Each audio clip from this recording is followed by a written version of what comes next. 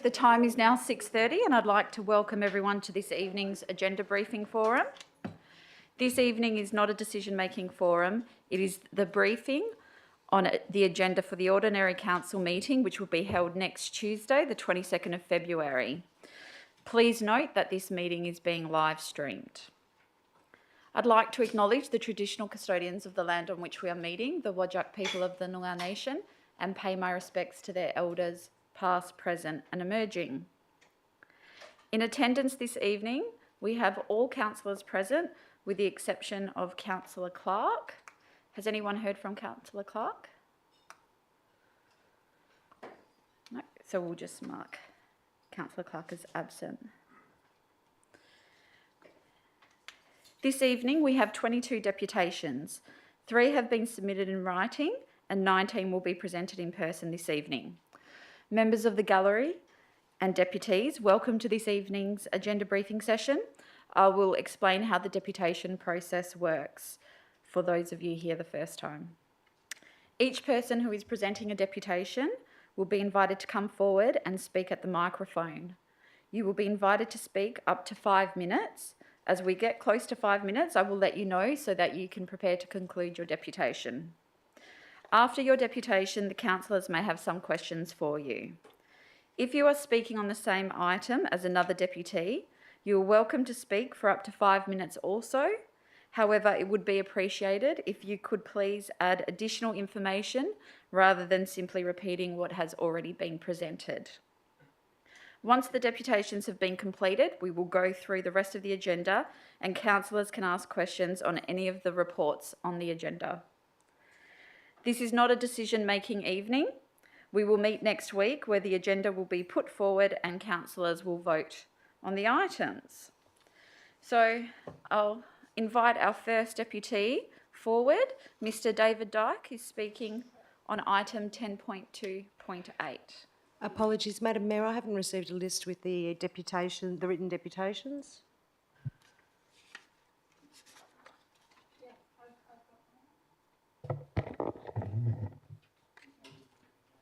Can I take the mask off to speak? Yes, that's permitted. Thank you.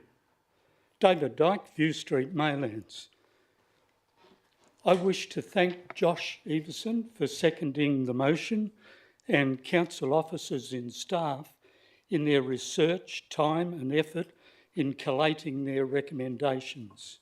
It's my assessment the council recommendations don't go far enough to support initiatives for cat and wildlife fauna safety. The outcome of the problem that I would like to see is fully protect our fauna from predators such as cats on property under management or controlled by City of Bayswater. Most of you will know that I record frogs for the Australian Museum on the Frog ID program, and I'm nearly up to 11,000 capture calls. Only many of you are parents and looking after little kids whilst I'm out recording frogs, so you're not fully aware of what's happening in our environment in the City of Bayswater. So let me share one little happening. Have you ever felt scared or helpless, frightened, for the first time that your child scream with fear, like this, "Ah!" That's the sound a frog makes halfway down a cat's mouth. It's excruciating, and I hear it quite frequently. I have an idea in presenting what I think is an answer: responsible cat ownership, meaning all permit holders, as per 3.7 conditions, Schedule 1, to comply with each cat being contained on the premises, plus provide adequate space for exercise. I propose under all other registrations with 1 or 2 cat owners to simply prohibit cats from being on property under the management or control of the City of Bayswater. I have seen some owners with cats on a lead out walking, similar to dogs. This then would cover not only the 9 listed sites and would bring in all other natural areas, parks, the 11 kilometres of river, the wetlands, golf course, in fact, all other areas. Research tells us millions of fauna are killed daily in Australia, hundreds within the City of Bayswater, and I've sent all the councillors some of the stats. A small metaphor event with the Bullbook owl I had. I was at Barton Park, and as you know, I've got a headlamp on, and there were 3 sets of eyes in front of me. One, I think, was a fox, which took off. The other, I think, were 2 cats. One definitely, because it had a boobook owl in its mouth. I was about to launch into kicking it when the cat took off. The boobook owl fell down on the pathway. I then grabbed my phone and logging in to find After Hours Wildlife Centre. Fortunately, with blood pouring out of the boobook owl's arm or wing, it stood up, took off. So I'm hoping that it still is alive to this very day. Don't ask me to make a boobook owl noise, will you? So I have a call to action. Protect the wetlands, parks, river, habitat, natural areas. These are all incredibly important ecosystems that provide 40% of the world's species. Each day that passes, more and more fauna killed by cats and predators.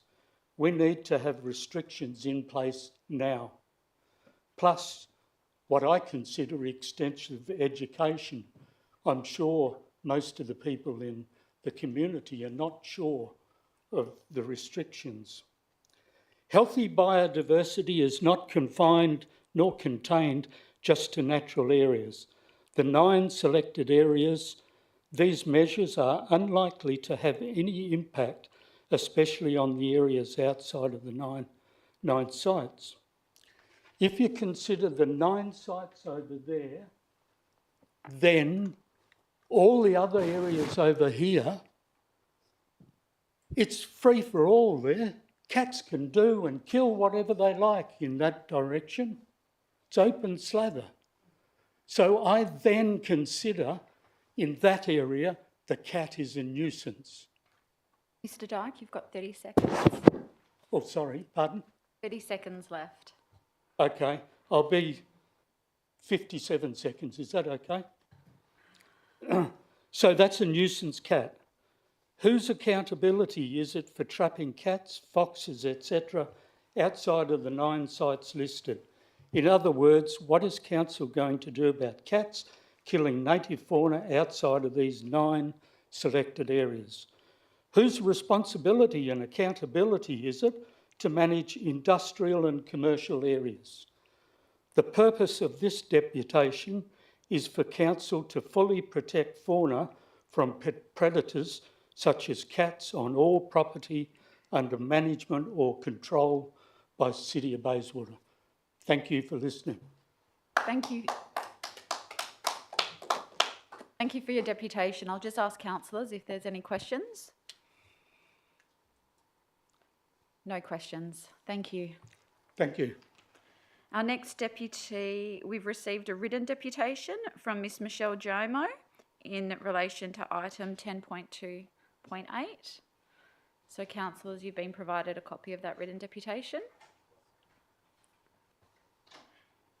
The following one is also a written deputation from Mr. Jeff Trott for item 10.2.8.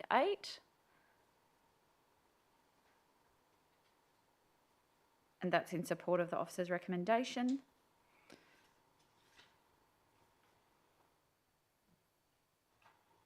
The next deputation, it's another written deputation from Miss Rosemary Lynch on item 10.2.8. So councillors, you'll also have that.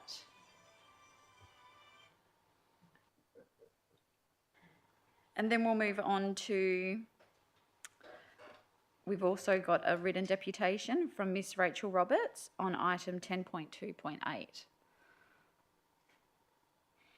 The following deputation is in relation to item 10.3.1. Mr. Christian and Miss Giuseppina Torre will be in attendance. Would you like to come forward?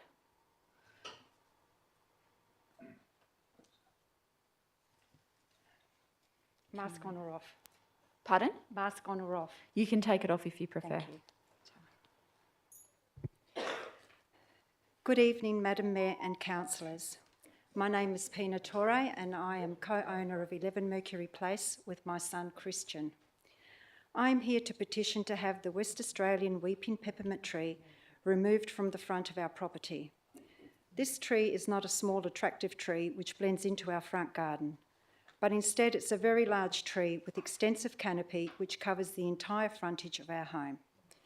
We believe that a front garden should be there to be enjoyed by all the family, and that everyone has the right to have a garden they feel comfortable in and makes them happy, be it a rose garden, a native garden or a cottage garden.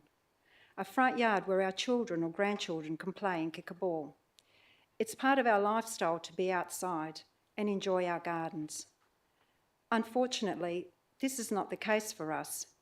In fact, it's the exact opposite, because this tree just creates work for us. We spend our weekends raking up the leaves and debris which drop from this tree, and it's particularly bad in the winter months when we are constantly cleaning the gutters to stop them overflowing and getting blocked when it rains. The front also becomes very muddy and waterlogged. We attempted to fix this problem by planting grass runners, but unfortunately it wasn't successful. This was probably due to the fact that the soil is so root-bound and compacted, and the tree roots are now well above the soil and exposed. We read the city's tree services report, which states amongst other things that there is no unacceptable risk to our property at the present time. But it makes no mention of the fact that these trees can grow to a height of 15 metres or more in the right conditions and if left unpruned. This information is on the Australian Native Plants Society website. You only need look at parks and street verges of main roads to see how large these trees can grow to. So imagine having a tree of that size growing at the front of your property. And if that is allowed to happen, then it is plausible that the root system which would be required to support such a tree would in fact cause some structural damage to our property and driveway in the future. Lastly, all our neighbours are very house proud and keep immaculate lawns and front gardens, which is the reason this petition was fully supported by every single one of them. They are not happy with having to deal with the leaves and debris which drops from this tree and blows up and down the cul-de-sac onto their properties. This happens all year round and creates extra work for them, which they don't want to clean, as they don't have trees on their own verges. This information was also conveyed to the Tree Services Officer when she asked for their opinions. So in conclusion, if the Council votes to retain the tree, we will obviously be very disappointed, as will all the other signatories in our street who have placed their faith in the Council process. Thank you. Thank you for your deputation. I'll ask councillors if there are any questions. Councillor Deputy Mayor. Thank you. Yeah, I've just got a couple of questions. So I've been out to the site and I've viewed the tree. I just wanted to clarify a couple of things. With the petitions, there was every person in the street that signed that petition. Yes, With the tree itself, with the roots that are above ground, are they approaching towards your driveway and your house already? yes, And nothing's growing underneath the tree? no, Okay, thank you. Oh, and the other thing I just wanted to check is, have you read the officer's report? yes, Okay. Now, in the report there, it does mention a couple of different options as well. So there's the recommendation to council. There are a couple of options there, option 1, 2, 3 and 4 and 5. Are any of those options acceptable to you as the homeowner? no, None of the options. So, if worst case scenario, if they just from your perspective, if the council doesn't remove a tree, is pruning and installing root guards or anything, is that a compromise or? well, if it was pruned, it would be a start because it would, you know, contain it at least. But I feel that the roots are the problem as well because, you know, they're massive. They're well above ground level as it is now. So even if you were to, you know, cut them, I don't know where we would go with that because we want to be able to plant lawn, and I don't see that that's feasible the way it is. Okay. Thank you. Any other questions, councillors? No, thank you very much Thank for your you. deputation.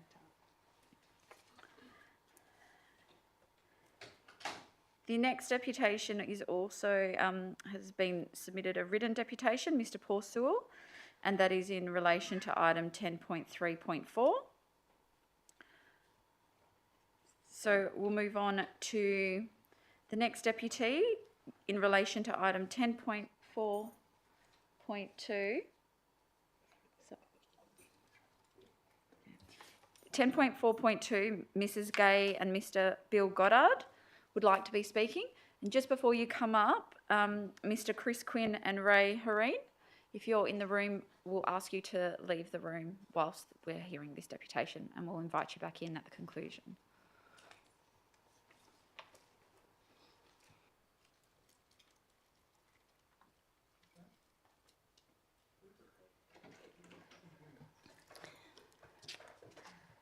Good evening. I would like to challenge all the councillors, with the exception of Councillor Bull, who did accept my challenge. How many of you have been to where the bus stop is going to be prior to going over the Tonkin Highway Bridge? It's difficult, isn't it? Yeah. Now, the other day I turned 80, and I figure in a couple of years I might not be driving.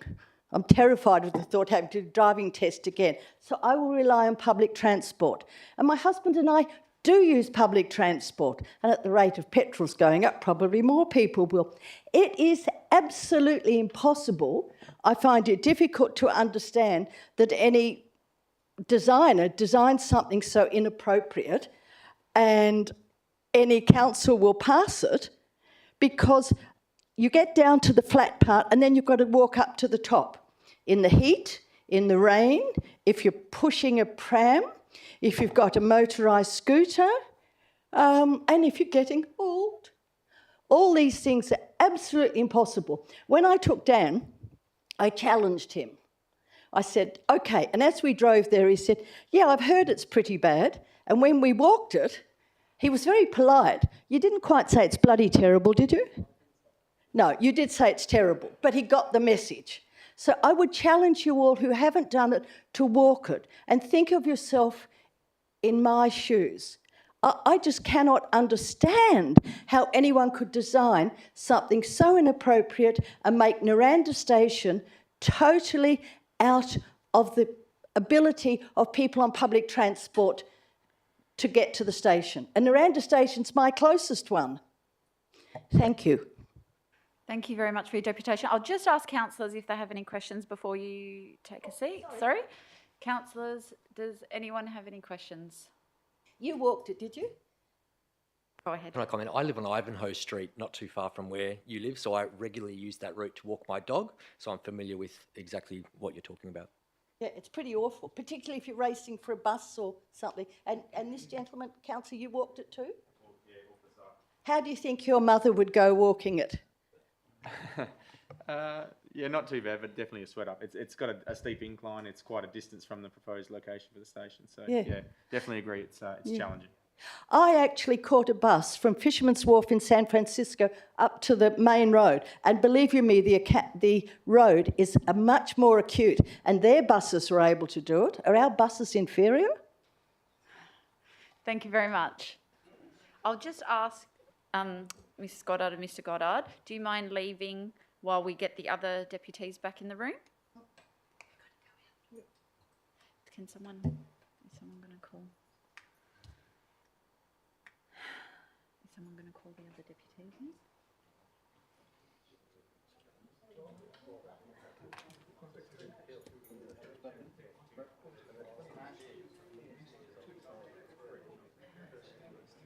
Jesus. Okay.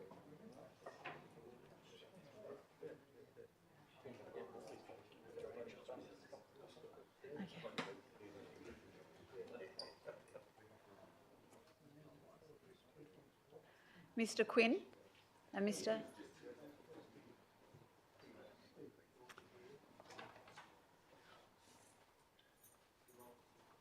Mr Quinn and Mr Harin, would you like to? We're actually up now. Yes. So perhaps if we come up together to save time for councillors. My name is Ray Heron. I'm representative here from Urbis. We're obviously the applicants in relation to this proposal on behalf of the Public Transport Authority. Mr Quinn is the representative from the Alliance, which is actually delivering the project. We're here to speak in favour of the officer report and thank both councillors for, I suppose, the previous engagement and the officers for their consideration. And we're available to answer any questions to assist with deliberations next week. So we've kept it very... Okay. I'll ask councillors if there are any questions. Councillor Peterson-Pick. Thank you. Just a quick question. We just had a deputation about some situation where some residents living on the other side of the bridge would find it difficult to walk to the bus stops. Do you know, have you heard about those concerns before? Yes, so that was raised as part of the separate briefing that was also given to council. There is a condition that's actually contained within the officer report at present, which we're needing to work through around a feasibility for bringing it into the station. And again, we can't speak to the outcome of that because there was some initial work done which showed that it would be at the expense of car parking. So there is a broader decision to be made, but we understand about the notion of the desire to make the bus stops more accessible, and that will be looked at as part of our design and detailed development. I can't speak to the detail unless you're able to answer to that. So where can you just elaborate where is the issue exactly? Because you were talking about the bus stops, but from what I heard, the issue is with walking to the bus stop. Oh, sorry. Well, in that case, This is what I understood. sorry, we Walking weren't to the obviously bus party stop. to the deputation, but the issue that was raised before was around the location of one of the bus stops and its potential to be relocated closer to the station. If it's a separate issue, I'm simply not aware I of think it. it was a right? separate issue, right? I'll I'm I'll not ju- familiar. This is the first time I'm hearing about this issue. Sorry, Councillor Is it separate? Peterson-Pick. Same. That you finished? I just want to hear it. So I don't know if somebody else is more familiar. But, Councillor Eason. Yeah. I've got a separate question. So, look, I understood it as the same issue for the bus stop, Ellie, but my question, I did ask it on the night on the recent briefing that we had. Did we have any patronage numbers, expectations for the design? So, obviously these things are built with, car parking, buses, etc. What were the throughputs? Because I haven't seen a response on that yet, on the expected patronage numbers from the Naranda station. The patronage numbers were provided to council officers for distribution. I'm assuming that was provided. I can't...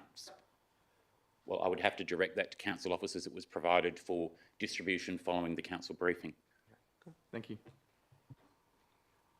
In relation, sorry, if I could say, in relation to the pedestrian issue, I will be sure to give the lady who made the deputation, again, we don't know what the deputation was, but I will be giving her a card, and like with any issues that are raised, we can try to work through and resolve issues, but as council would appreciate, it is balancing many competing interests from both a technical and operational perspective, but any feedback that we receive which would help improve the outcome, we're very happy to take on board. Thank you very much for your deputation. Oh, sorry, Councillor Palmer has a question. Thank you for being here to help understand Noanda Station. Yes, the lady's difficulties in walking upwards with regard to achieving Noanda Station and the amount of walking they would have to do from the bus stop. I'm hoping that you will somehow, refuse to put more car parks in when we have a good, I'd say 20 to 30% of our people are retired in that area. And would you please be thinking, that's my question, thank you, would you please be thinking of somebody in crutches trying to walk up that slope and trying to get to the station? It's impossible. You need to think of people in wheelchairs, crutches, elderly, people expectant mothers. There's a good 50% of the people there will be having some sort of difficulty, and we need to really fix it. We can't say it's not a problem. We can't say, I'll give her my card. We need to fix it. Thank you. Well, if I can respond to that, fully accept, and there are in fact quite explicit standards which relate to it, but what I would say is that if you could appreciate, from our perspective, our scope is limited to the station.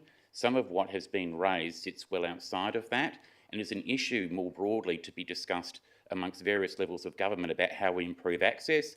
I'm an absolute advocate for that, but I just would highlight that we can't necessarily address everything as part of the one project.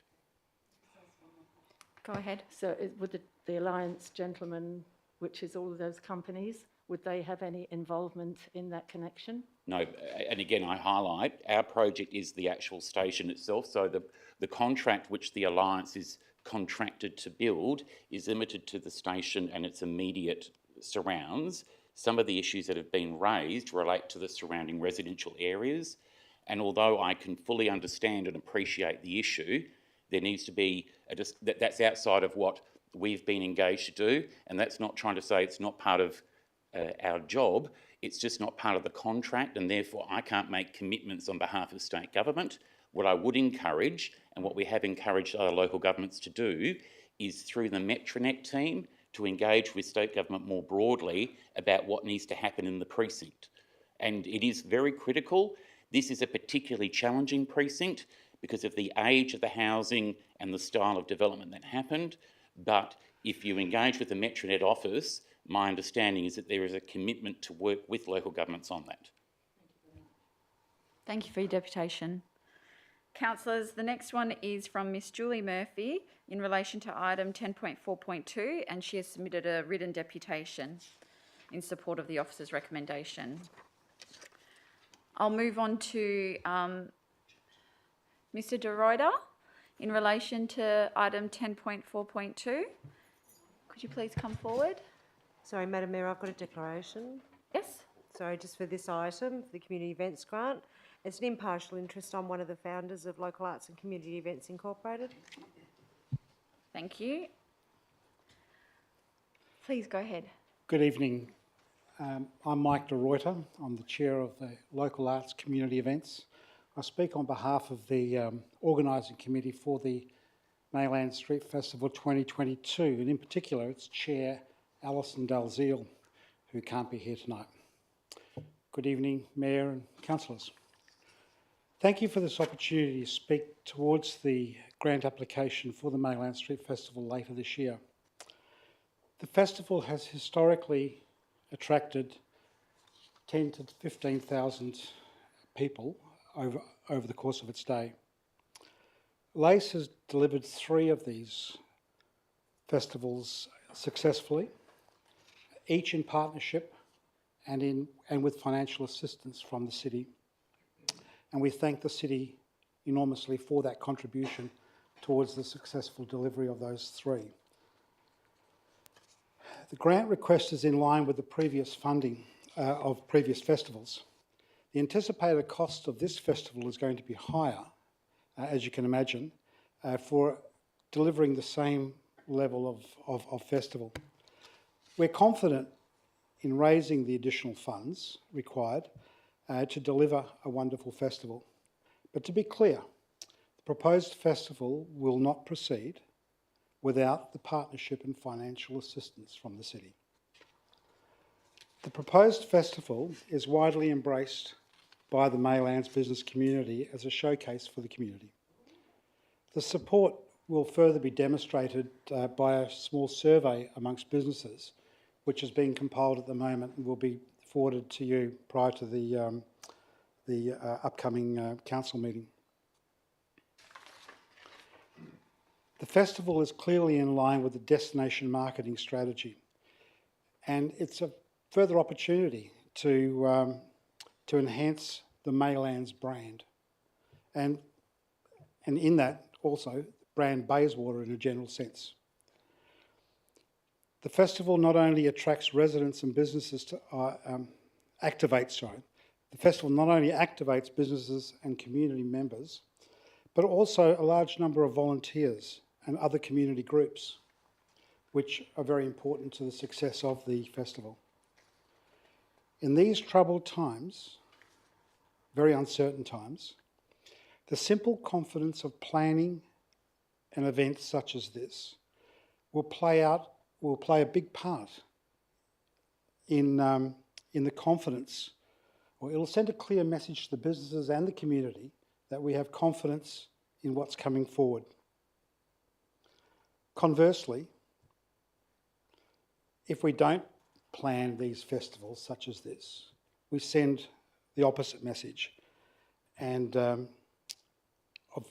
particularly if it's out of concern or fear of what's coming up. So I think that to show confidence for the community to get out there and enjoy life and be part of the community is a very important thing for a festival like this to deliver.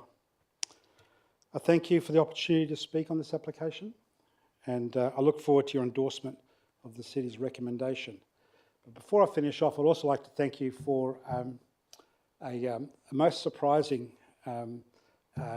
award for LACE as a community citizen of the year, which was a complete surprise to us. We received notification of this via snail mail, which we didn't pick up from our mailbox for those two letters which we get every year. So unfortunately, we didn't get to the ceremony, but let that not be a sign of of how much we appreciate this. Thank you. Thank you very much, and congratulations again for that award. I'll just ask councillors if they have any questions. Councillor Bull. Thank you. Thanks for your deputation, Mr. Dorota. How much extra funding will you need to raise? It's a good question. We're probably looking at an extra $10,000 to $15,000 over what we would normally do. Yeah, right. We're looking at raising those funds through some community events, as well as leaning a little bit more on businesses, Yep. etc. Yeah. Okay. Thank you. That was all. Thanks. Thank you. Any other questions? No, thank you again for your deputation. The next deputation we have is in relation to item 11.3. Miss Shannon Lee.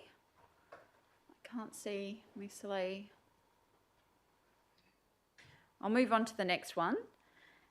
In relation to item 11.4, Mr. Bill Voss, if you could please come forward. I've been looking forward to taking off my mask because my wife made me shave or trim my beard, so I'm very happy to show that off.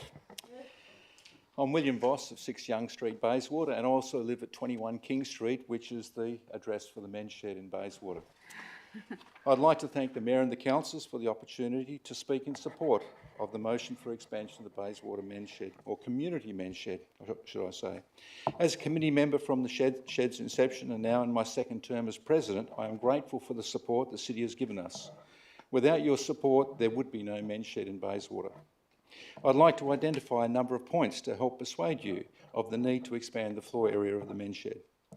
When we started the shed, the committee focused on providing a facility whereby men could work collegially together to benefit the community, their families, and of course, their own health.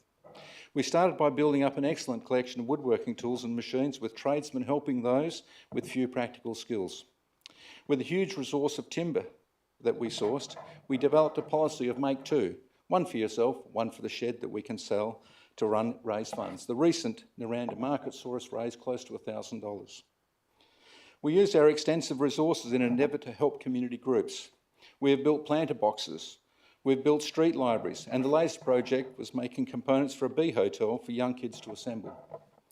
On feedback from members, we have also established a well-equipped metalworking area, which is supported by a number of very talented metal tradesmen. When the City Leasing Officer inspected the shed in 2021 and noted that the staircase to the mezzanine floor did not comply with Australian standards, the metalworkers said they could easily rectify this problem and obtain donations of steel and fabricated the parts and welded them in place at no cost to the city. The men want to be a team. They want to be team players. They want to help our community, to contribute to the city, which has given us so much. Membership gives the men a sense of being, to feel valued, to contribute. How this works is difficult to put into words, but let me give you an example. A lovely chap who joined the shed at its inception would sit in his Zimmer frame, which had a seat built into it, and sought donated nuts and bolts all morning, only stopping for morning smoko. He never missed a day. When his disability reached the stage of requiring greater care, his son came in to thank the shed for providing an outlet for his dad, who beforehand had become a couch potato and was paying far too much in alcohol excise. The shed had given his dad a sense of purpose, a way in which he could contribute, to offer friendship and camaraderie after a lifelong of work. At present, we share the shed with only one other community group and understand our community obligation to share our facility. At committee meetings, we discuss how we can improve our facility and make a home for other community groups and make them feel welcome. We have discussed a number of times how we can integrate other groups to share our facility. The expansion of the shed by 100 square metres, which has been suggested, is a little over a quarter of the space currently used by the city. This is a substantial area, and understand the city has a requirement for storage space, so understand, but be very saddened if you allocate a smaller space for our use. The extra space would have a huge impact on the shed in many ways. The main element, which is safety. Our metalworking section would move into this area, the concrete wall providing an excellent fire and noise barrier from the woodworking area. It would also allow us to provide more workbench space and a little more room between machines. From public records, we are aware of the contents of the area used by the city. From previous inventories that they have conducted. When the city invited expressions of interest from community groups for the stored items, only a minimal number of items were taken. And I find it difficult to believe that the city uses this space for trade supplies and the storage of windows as it indicated in the officer's report. Community groups invited to inspect items in the storage area said it was just a pile of old office furniture on the ground and that there were no racking systems or similar for the safe and effective storage of building materials. The minute the shed would be happy to contribute the manpower to provide an entry into this area and build the necessary walls to separate the city storage area if the city helped to provide the materials. Mr. Voss, you're almost coming up to your time. Thank you. I've only got a very short amount. We have also developed a good rapport with local businesses who have been very generous. We have paid for and installed the aerial cable trays for future electrical distribution improvement. This would easily reach the new area with a minor extension. An independent electrical contractor who volunteered his time has advised that the electrical supply is not at capacity and is more than sufficient for some expansion of electrical use. We are not intending to greatly increase the number of machines or greatly increase the amount of power we need. It should be noted, though, that the shed received a huge grant for solar power some time ago. Our power bills are zero, and I'm sure we provide a substantial contribution to the power needs of the ranger station. We are only a sub-board for the main board in the ranger station. We can help section off an area. We have men who have built runways for the RAF and other significant works who can supervise others to build what we need. If we can build a hotel for bees, I'm sure a few walls wouldn't be a problem. There are a number of deputations. You can see a whole stack of blue shirts behind me in support of this motion, and I hope they will be as persuasive as hopefully I have been. I thank you for your time and consideration and look forward to your support for this motion. Thank you, Madam Mayor and councillors. Thank you. Thank you very much for your deputation. I'll just ask if there are questions from councillors. And are there any interests from councillors? Councillor Bull? Impartial interest. I'm a member of the shed. Thank you. Councillor Ostasowski? Thank you. Thank you for your deputation tonight. Question, when does the men's shed operate? When are you open? We're open Tuesdays, Thursdays and Saturday mornings. We open on Saturdays specifically for younger people to join in. Most people, like myself, work 5 days a week, so it was a very important thing for us to open on Saturday mornings. And we actually have some very young people, engineers, teachers, all sorts of young people that have actually joined the shed. So it's very pleasing to see it's not just old chaps like me, but there is also a lot of young people. And I think he looks like he's just out of school and he's just become an engineer. He was there on Saturday helping us pour concrete for our dust extraction system. We got the free concrete from Boral. We just went up the road. Like I said, the local community is very supportive of us and willing to help us in any way that they can. And it's been a huge donation of things for us to use. Thank you. Are you aware that there's around about 70 or 70 plus community groups in the city of Bayswater looking for space to hold meetings, etc.? Yep, we would love to expand our area. We have applied for grants to build a section of the shed, which we currently use as our morning smoko area. We want to enclose that, not only for the use of members, so that they have a nice quiet area, because what we've discovered is not everybody wants to grab a saw and start cutting up wood. They actually want to sit down, have a game of cards. We've got a pool table which was donated by the senior cits, which we'd love to get up and running. But we sort of need an enclosed area, which we've already got a fair number of materials, and we're just looking at a mezzanine floor at this stage to cover in the roof space, and we've got the material for the wall, so we'll probably end up doing a lot of the work for that. But yeah, we would like to be able to, other groups to use that facility. And also there are groups, I understand there's quite a few tools for women groups that have started up, and I'd love to, I know some of the older chaps probably don't want to hear this, but having women in the shed, gosh. But I'm sure we only use it 3 days a week. There are other days that the Tools for Women Association would love to use our facility, and I'd love to work with them to promote that. So yes, we are fully aware that there are a huge amount of groups, and we understand that we do have an obligation to the city for what it's given us to use it to the best advantage. Thank you. The Bayswater Men's Shed is a national association, and I understand that association provides grants to the local associations. That's correct. Is grant funding something that your Men's Shed has accessed before or would consider accessing for expansion of the Men's Shed? Yep, we have applied for grants from the Lotteries Commission, which provided quite a bit of equipment to begin with. We've been to the Bendigo Bank, which gave us money for air conditioning for our covered area, which we haven't got yet. We've applied to the Bayswater Council, but unfortunately you had a lot of much higher priority items on the list. So we are seeking other avenues. We recently got some money from the local Member of Parliament to help fund our dust extraction system. And of course, we raise quite a bit of money ourselves to help fund all those things as well, just in support of the grants that we actually get. So we always try to make sure that we don't ask for the full amount.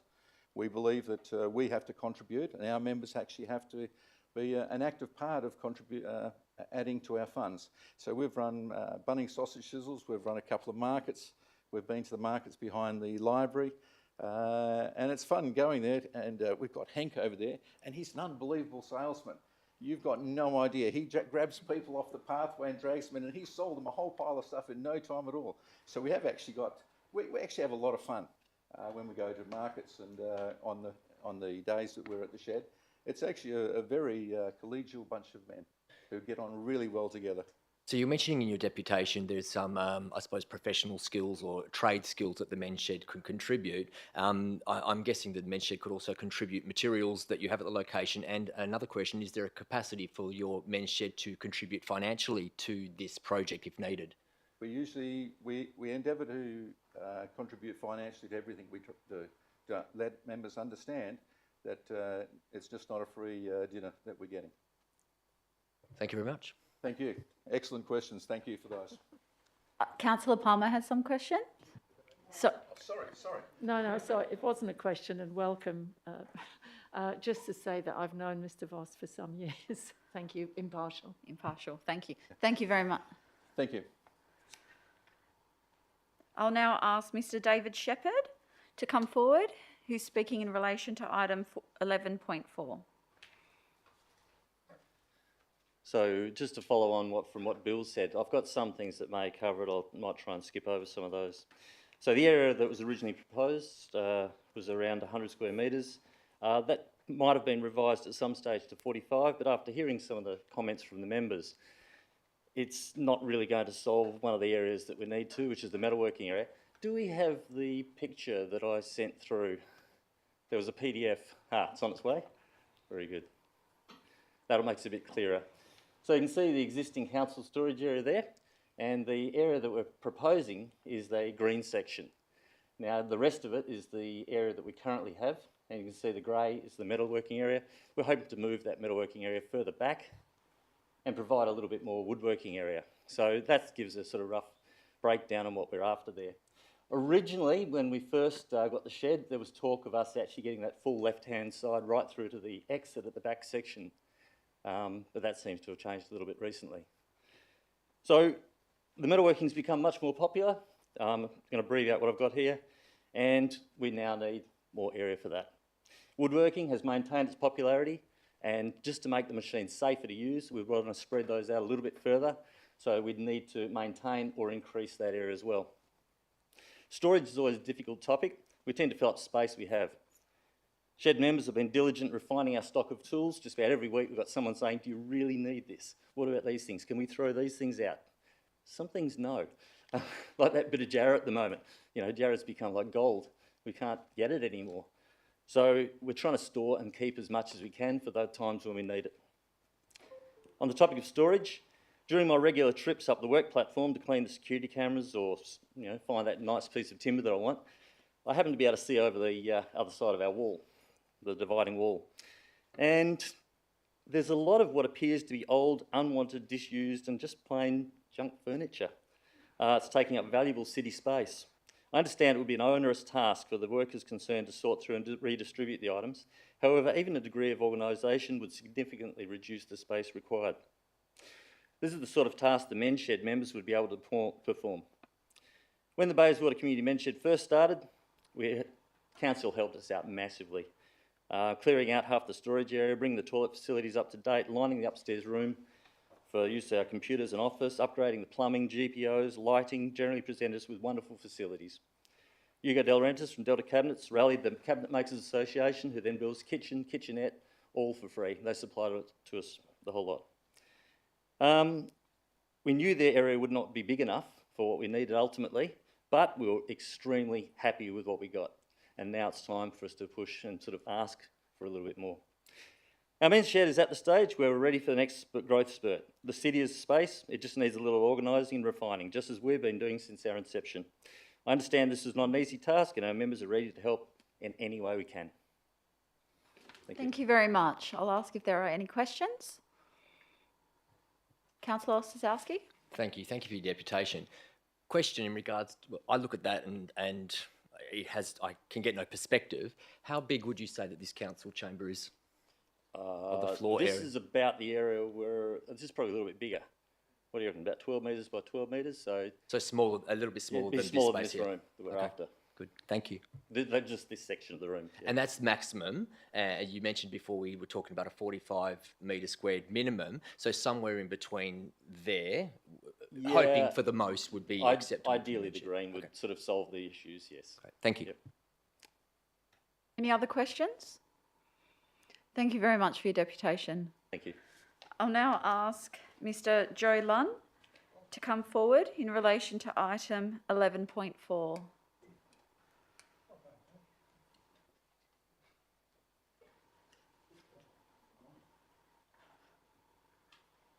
Sorry to keep you waiting. That's no problem.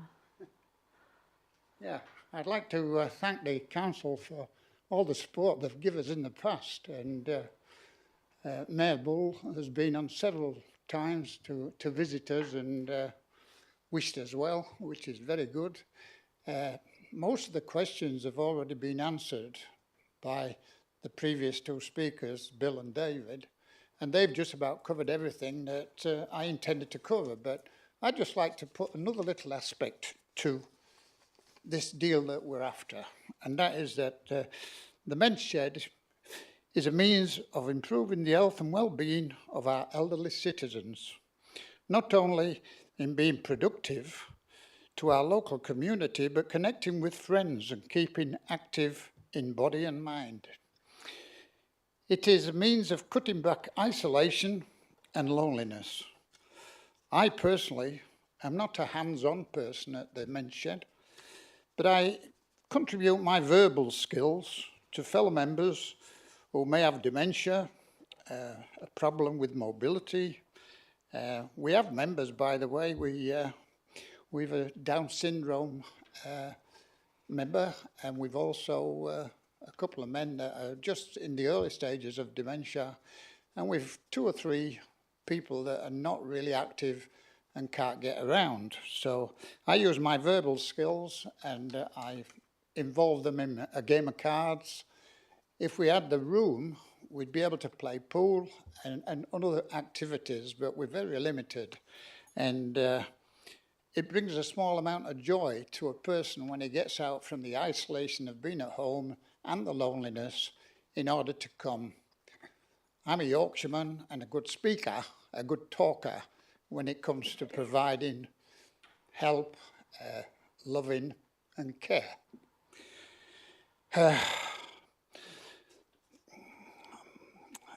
I'll just finish up by just saying that what I'm saying really is that we're lacking in space. We would be more productive, everybody would be happier if we had more space. Thank you very much. I think you've already got rid of all your questions. I'll just check if councillors do have any questions for you.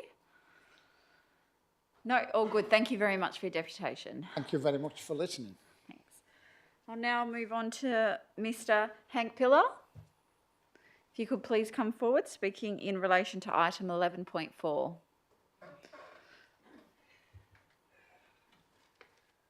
Thank you for the opportunity to speak.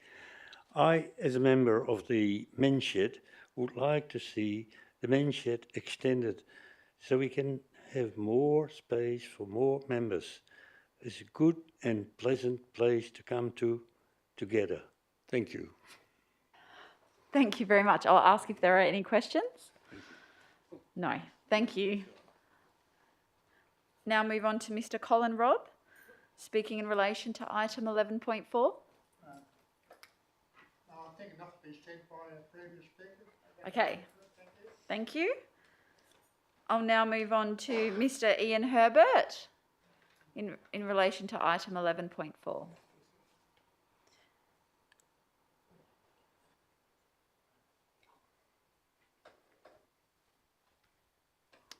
Good evening. Thank you for the opportunity, Your Worship the Mayor, councillors. I am a committee member of the Bayswater Men's Shed, have been since inception about 5 years ago. I have a trade background. I'm a carpenter originally. Now, I go to the men's shed twice a week, generally speaking, and quite honestly, it is time well spent. The social aspects have been well covered by previous speakers, but it's not just for the benefit of the members of the shed itself. We make things for the general public. We make small household items, we repair small household items where it would not be possible to have them repaired or replaced or even made elsewhere on a commercial basis. For instance, you know, recently made a wheelchair ramp for an elderly lady who required access to her front door. You know, that was free gratis. That was an appreciation of the work that she has done for us in the past. We have made repaired dining room and chairs, made a dog ramp, kitchen chairs. We're making Lazy Susans. Also, these things are at the request of the general public, whether it be residents or otherwise. These are things which would not be easily accessible by other means. So it's not just for the benefit of the members of the men's shed, this is for the benefit of residents of Bayswater and elsewhere. This is a stone in a pond, basically. It has a ripple effect. We, the members, have a beneficial effect through the social interaction. We provide a service to the members of the public. Now, we actually add value to the community. We are, because of our recycling ability of the Jarrah timber which we accumulated and have gifted to us and which we have bought over time. We are recycling stuff, which at the present time is a fairly commendable way to go. The additional area we seek basically is used as a storage area for, I would say, items of dubious value. If any councillors wish to have a look in that area, I think they would back up that statement. I really think that that's all I need to say. I'd like to close and thank you that we are an organisation which I think is worthy of your support. Okay, thank you very much. I'll just check if there are any questions. Yes, certainly. Councillors? Councillor Johnson? Thank you for that. And it might be a question I could have asked anyone. I just realised it's not in the report, or I might have overlooked it. Can you tell me how many members you have there? Approximately 50. It fluctuates. You know, most of our members are retired. They have caravans, they have holiday homes, so they go away, they come. There's no requirement to turn up. It's purely a voluntary basis, so it fluctuates. An average day might be between 15 to 20 people. Thank you. Thank you. No other questions? Thank you very much for your deputation. I'll now invite Mr. Alan Barton to come forward, speaking in relation to item 11.4.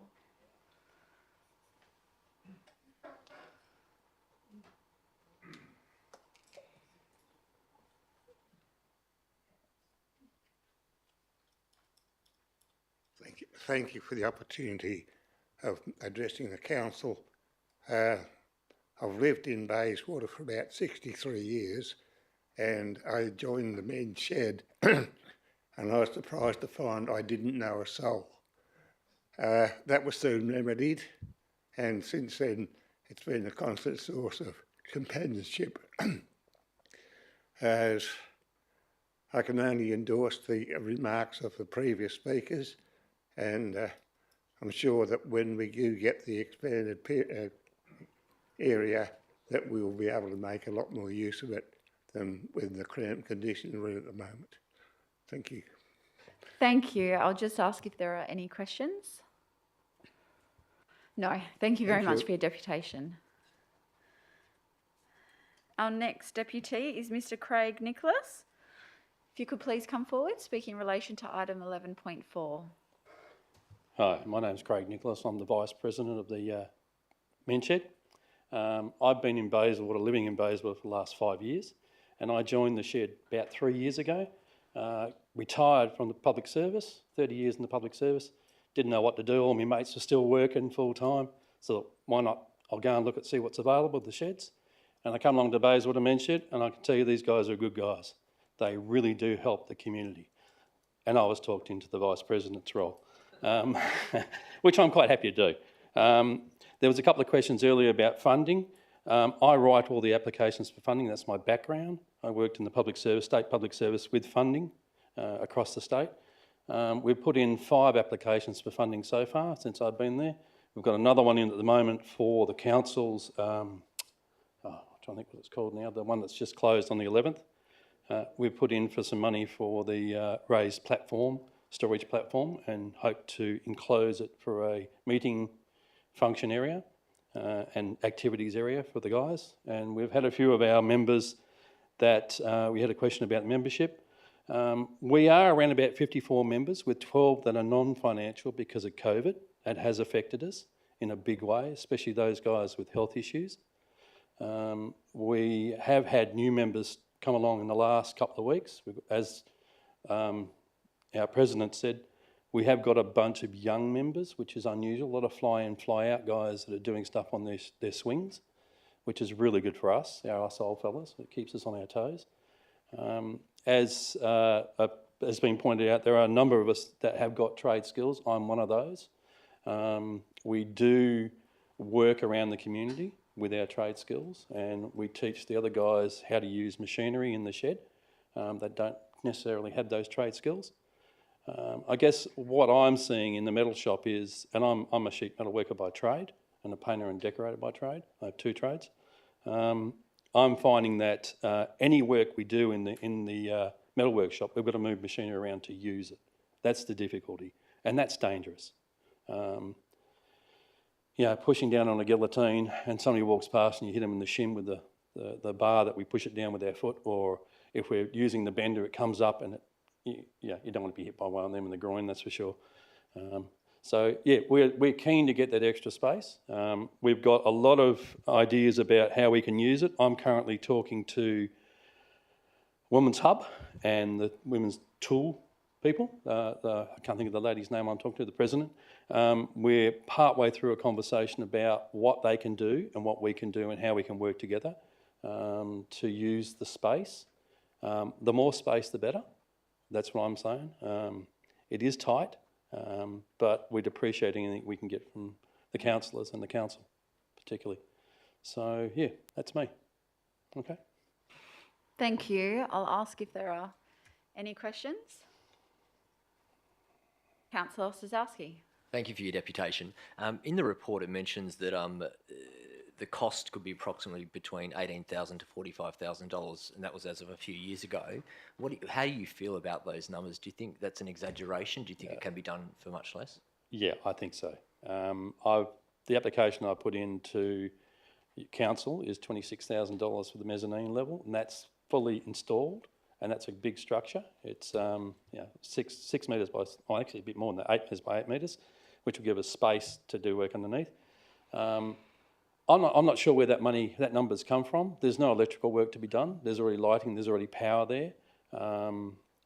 If we're going to run power, there's not that much of an expense. A lot of the machinery that we've got doesn't take power.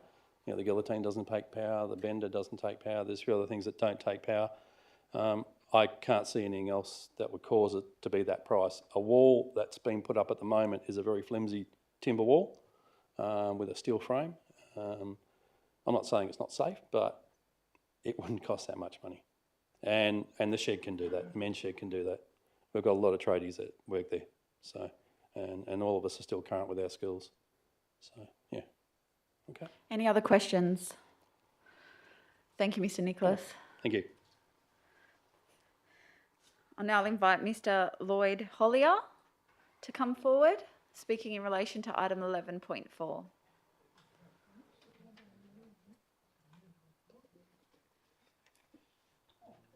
Thank you, councillors, for the opportunity to talk to you. My name is Lloyd Hollier.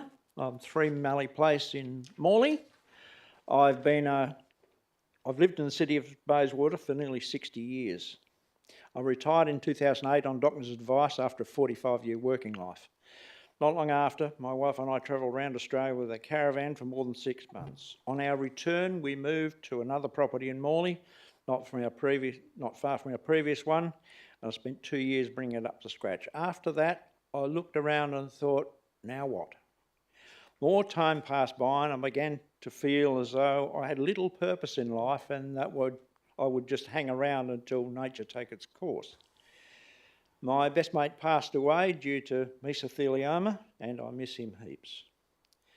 One day I saw a small notice in a BCC publication calling for interest in forming a men's shed. I entered my name and email address and thought nothing more of it. To the best of my recollection, About another 2 years passed and nothing. Then one day I had an email from the city calling for expressions of interest in forming a steering committee. I had given up hope that this would ever happen. At the inaugural meeting of the council buildings, it became obvious that the city was right behind us. We formed a committee of which I was a member, and I've remained on the committee ever since. The city has provided us with excellent venue for which we are most grateful. My life has greatly changed for the better by being part of the men's shed, which I attend regularly. It's a big part of my life.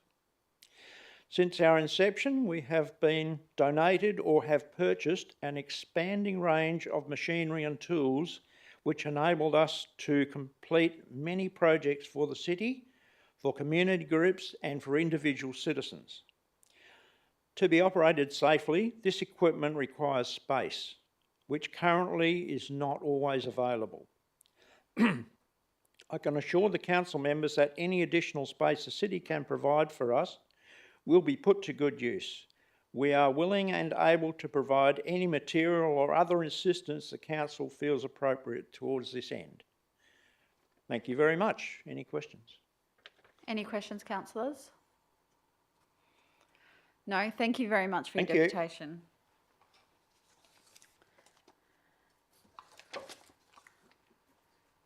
I'll now move to our next deputy, Mr. Evan Campbell. If you could please come forward, speaking in relation to item 14.1.2.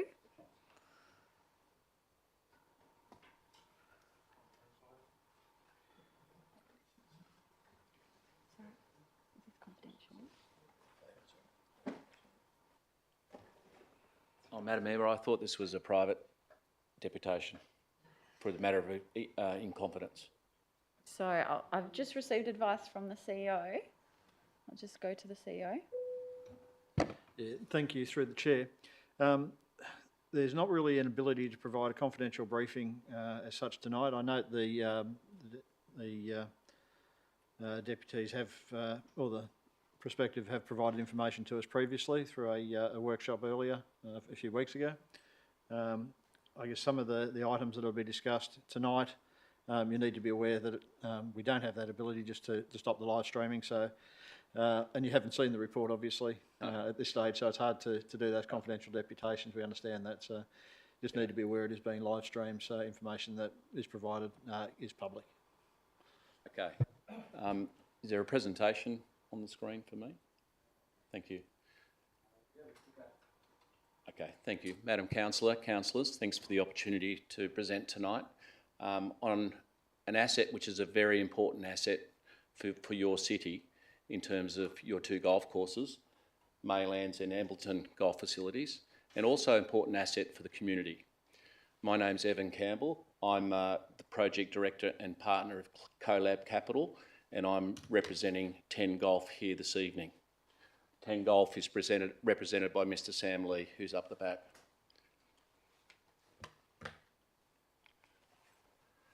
So it is a very important asset, and I should say my passion for golf courses, I've been playing golf since this high. So I'm quite passionate about golf and also creating a great facility for the city of Bayswater. This asset is being unloved and it needs some TLC and it needs some investment. Sam and the team at 10 Golf, I'm sure, can provide this. In terms of 10 Golf, they're about operating golf assets and acquiring golf assets and carrying out professional golf operations and F&B facilities. Their background is essentially out of Meadow Springs, Joondalup, and they're the current owners and managers of Secret Harbour Golf Links, which they've owned and operated for the last 2 years. It is a great facility. It's got a number of golf course practice facilities, and it's got a great food and beverage offering that is frequented by the local community down there. They also have purchased the Cut Golf Course and the Century Resort in Bunbury, which they'll take over shortly. In terms of my background or CoLab Capital, I'm the development partner and project manager of this project. I've had 30 years of experience of property development all around Australia, including 22 years at Mirvac. I'm the current executive director of the biggest private developer in Western Australia, Blackburn Property Group, and I've been involved in all sorts of projects from high-rise residential, commercial, hotels, office buildings, retail. In terms of, I'm a member of Lake Karrinyup Country Club, and I was on the General Committee and Building Committee where I led the $4 million refurbishment of that clubhouse facility, which was a new pro shop, new restaurant, new bar and a new satellite kitchen. I've also been involved in the Kalgoorlie Hilton Golf Course, which is going to construction next month, where we're building a Hilton on the Kalgoorlie Golf Course and doing a pro shop and a members lounge there. I'm a member of the Goldfields Golf Club and have worked with the local community there. Oz Global, we've teamed up with Oz Global, which we're partners with as our early contractor, as our contractor under an early contractor agreement. We've got about $75 million of construction projects on our books at the moment, including the Busselton Hilton, about to start the Kalgoorlie Hilton next month, as I said. We're finishing a large mixed-use precinct that we own in Malaga. In terms of our vision, as I mentioned, it's to spend at least $4 million on the refurbishment and to reposition Maylands Golf Course into one of the best public golf courses in Western Australia. It's about enhanced facility, it's about increased amenity. The clubhouse needs some love, so we're looking to refurb the pro shop, refurb a cafe, refurb the kitchen conference area, and really importantly, relocate the pro shop back to where it was originally. So if the local community wants to come there and use the cafe, they can come in from a separate entrance and off the car park and feel like it's actually their community asset as a cafe. We'll also look at putting a playground facility in there and enhance the beer garden facilities and the embedment of that location. Operations, pro shop, that's what these guys do, so we're not daunted by that. The plans, there's some images there, you've seen those. We'll look at essentially building under the existing footprint, but changing the veranda detailing to give it a new look veranda, which we're still working out what we do with that, but actually keep the existing brickwork, existing footprint of the building, but change the veranda to give it some, I guess, a new look and enhanced look where it's been fairly run down at the moment. We've done cost planning in relation to it. That's a cost plan that we worked with our contractor. We've put a program together. The program at the one up on the board on the screen says we'll be finished by about February. Sam and I think that's too late. If we get approval to the lease to be assigned, we will start in August and we want to finish by Christmas time.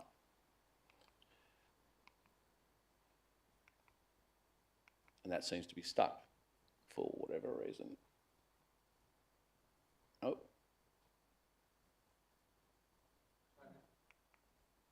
Yep, so the financial assumptions, just very quickly, we've done a 15-year cash flow. We get our money back, $4 million back after about 8 or 9 years. It returns an EBITDA of about $490,000 per annum. It's financially viable for us and we're ready. We've got the money and we're ready to go with it straight away. And just concluding, in relation to our performance and guarantees around our performance, if we're assigned the lease, we're happy to put up a $250,000 bank guarantee to secure against project milestones that we will hit. As I said, we want to get this finished as soon as possible because we're seeking to take over the existing lease. So as soon as we actually get this done, we can actually start getting revenue in. Otherwise, time is ticking. So yeah, we're happy to enter into legal arrangements and provide that bank guarantee and provide a facility from our banks that's saying that we basically got the money ready to go and earmarked for this development. So thank you for the opportunity to present. We will, if we get assigned, we will commence DA and building documentation straight away. Thank you for your deputation. I'll ask if there are any questions. Councillor Peterson-Pick. Thank you, Mr. Campbell, for coming tonight. I just have a few questions, if I can. So you mentioned refurbishment of the existing facilities or buildings. Are you planning to rebuild any of the current buildings or build a new building there? Or it's only about refurbishing the existing ones? No, we're currently, it's all about refurbishing the existing buildings under the existing roof footprint. Okay. Okay, we will do substantial external works with paving and beer gardens and playground facilities, but at this stage, to ensure we can utilise, not overspend, we just use the existing footprint, keeping the external brickwork other than the veranda element, which blocks a lot of sunlight into the asset, and I think it was an add-on after originally, so we can probably enhance the whole look and feel of it. And more importantly, the portico, which is currently underutilised, where the pro shop is, that needs to be refurbed and made it a nice entrance as well, celebrating the view to the city when you walk in. Thank you for that. As you know, there is a requirement to invest $4 million into the redevelopment. So I understand that there is a commitment from you guys to do that. Yes, there is, and we're happy to demonstrate that through whatever legal means that we've spent the $4 million, absolutely. Thank you. What about the split of income? Without getting into the details of the agreement, are you happy with the current split of income between the city and the golf club? Of course, we'd like the split to be changed, but no, the answer is, or to be improved, the answer is we are happy with the current arrangements. Thank you. What I would say is that as I said, that's a great asset there. We think the driving range, and there is opportunities to expand the driving range with new investment and what have you. The $4 million doesn't allow us to do that, but I feel we need to, 10 Golf, we need to get in to demonstrate and do what we say we've done. Then after we do that, we might come back and talk to you about other opportunities. And final question, if I can. Over these, we've been receiving, and I personally have been receiving complaints from residents living around the existing golf club in Maylands about litter, bad behavior from some of the people visiting the club. Do you guys have any plans, maybe from the existing clubs that you do run, how you are intending to deal with that? Yeah, well, I mean, it's in our interest to do with that. It's about communication. It's about, having some management agreements in place in terms of our hours of operation, make sure people leave the premises quietly as much as possible in terms of Ubers. But having said that, one of the challenges, look, we are going to encourage locals to walk there and come there and use the asset. So we think through greater use of the asset that I think there'll be more respect. But I understand there could be some challenges there. One of the things I really like about the asset is it's got lots of parking and lots of adequate parking at the moment, some 180 odd bays plus. So I don't think parking's going to be an issue. But yes, if there is issues, but I don't think we're going to be mainly in operation at reasonable hours. We're not a tavern, so most of the time we'll be closed at 6 o'clock at night, other than when, probably on Friday night and Saturday night where we may host corporate events or weddings and things. Thank you. Deputy Mayor? Hi, sorry, this isn't to the speaker, this is through the chair to relevant officer. I'm confused now about the confidentiality of this item. So I'm not sure, does the report still now need to be confidential? What are we allowed to now say about the item publicly or not public? I'm confused. Can someone please just... Yeah, I'll defer to the CEO. Yeah, thank you, through the chair. The subject of the report is still confidential. Some of the information that has been presented through the deputation is in the public arena at the moment. At the moment, we're asking questions to the deputy, so on anything that he presided in his deputation, but you should not go into the detail in the confidential report. Okay. So I suppose then my only question would be to the speaker is that some of what you've discussed tonight was different to what was presented to some of the councillors who attended the golf presentation. Yes, yeah, that's right. I've only just become involved, probably okay. After the So what we heard from the director of the company is probably a bit more accurate than... Yes, Thank you. Exactly right. And giving my detail of golf operations, for example, the previous concept had the pro shop in its existing position and wanted to expand the footprint. I just want to leave the footprint as it is currently and also bring the pro shop back to where it was, and then that will happen much quicker, and we can move on and see what happens after we deliver what we say we're going to do, then maybe a stage 2 in the future.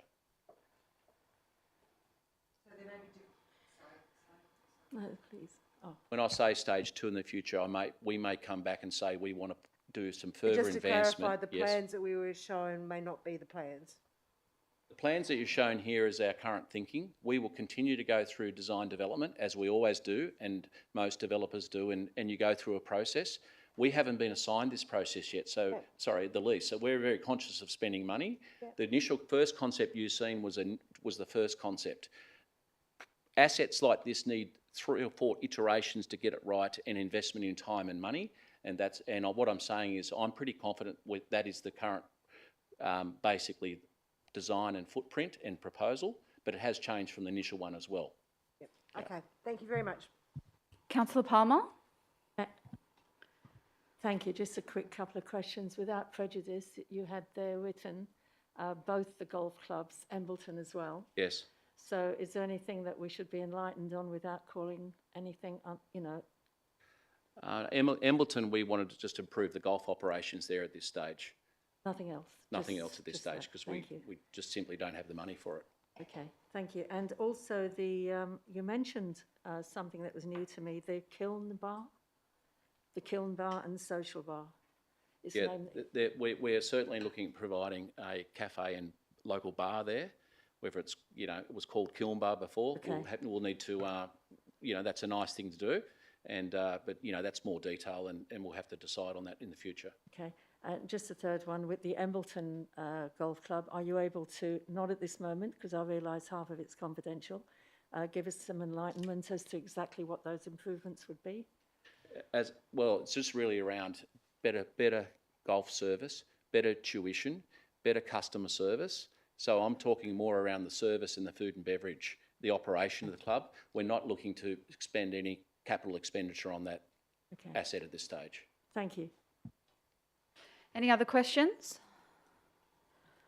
Thank you for your deputation, Mr Campbell. Thank you. Councillors, that's the end of the deputations.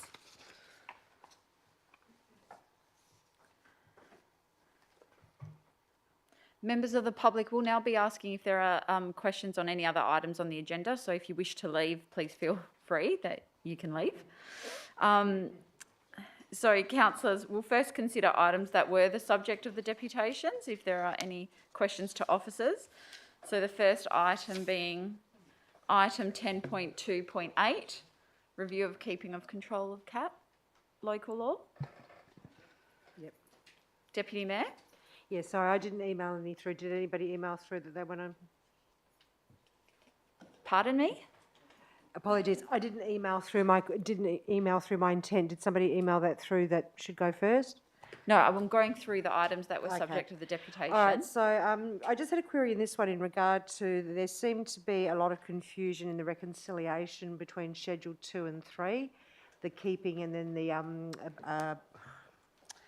apologies, the word just, containment, thank you, of the cats. So the discrepancy around there, and is it felt that the policy, that the law is actually going to align these, or do we have a better way of aligning them? I'll go to the director. Through the chair, the manager has actually been listening in the other room, so he's just making his way in to address any of these questions. So you should Thank be here you. in a couple of seconds.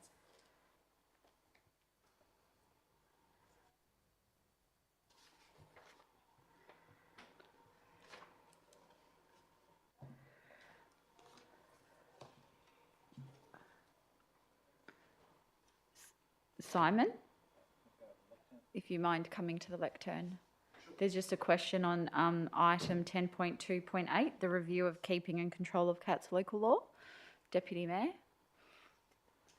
Sorry, did you hear the question from there? Oh, okay.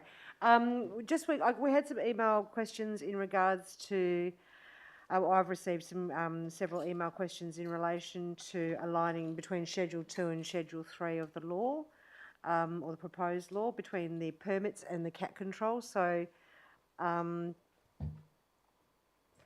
if you can explain if there's going to be a better alignment in terms of getting some unity between the two, just so it's so that there is cohesion between the two, so that there's you know, so all cats basically have to have a permit, etc.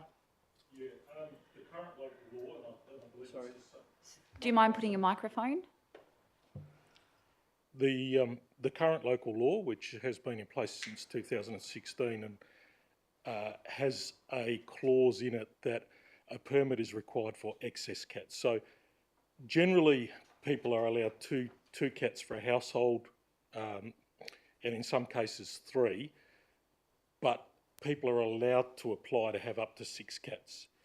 If and that's basically, I think, the intent of that was around catteries, people that own catteries. So when that local law was established in 2016, for that purpose, people had to apply for a permit to keep the excess amount of cats. And one of the conditions of the permit was that those cats had to be confined to the premises. So only in instances where there's excess cats. So, and I believe that that's what's carried over to the current local law that we're talking about now. Okay, thank you. Councillor Palmer? Thank you. Thank you very much for what we've seen here.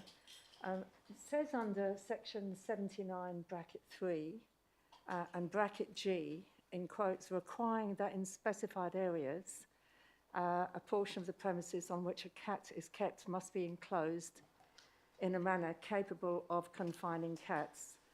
Are we able to, specifying places where cats prohibited, absolutely, but the G, is that relating to containment of cats? Yeah, sorry, is that the local law or is it the Act? This is the local government, yeah.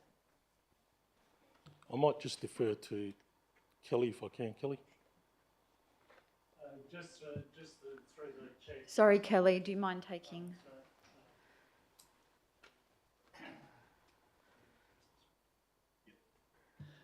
The 79.3, just through the chairs, the Cat Act itself, so that it actually steps out in the report what we can and can't do under the local law. So the Cat Act itself provides those avenues for us to enforce through local law. Thank you. So this means if we wished to amend any future law, we can actually have cats retained or confined on a premises.